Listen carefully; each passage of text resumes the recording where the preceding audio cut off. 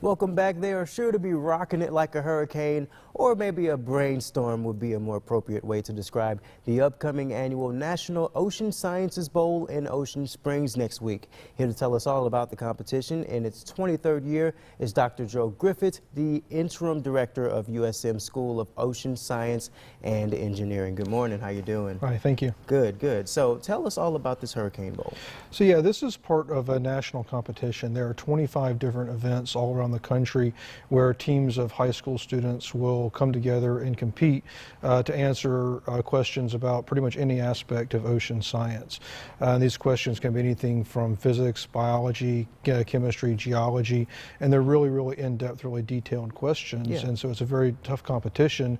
And then the winner of each of those regional events gets to go on and compete in the national tournament. Right. Now tell us about the training and preparation that goes into something like this. Yeah, again, these are really difficult, really complex questions. Yeah. And every time I participate by helping with this tournament, I'm always incredibly impressed by the skill and the knowledge that the students have in this. So there is a lot of training that goes on in the background for these sorts of things.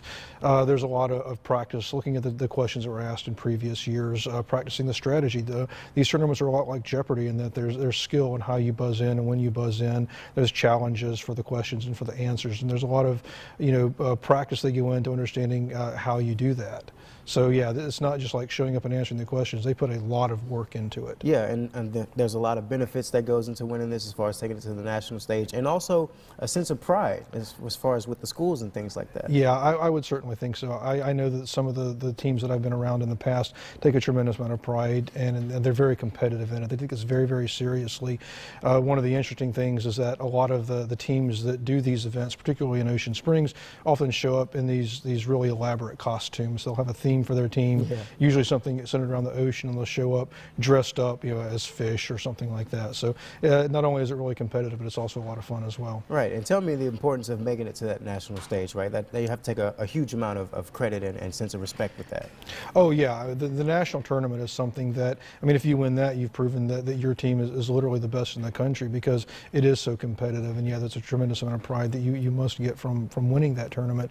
And by the way, that national tournament is also going to be on the coast.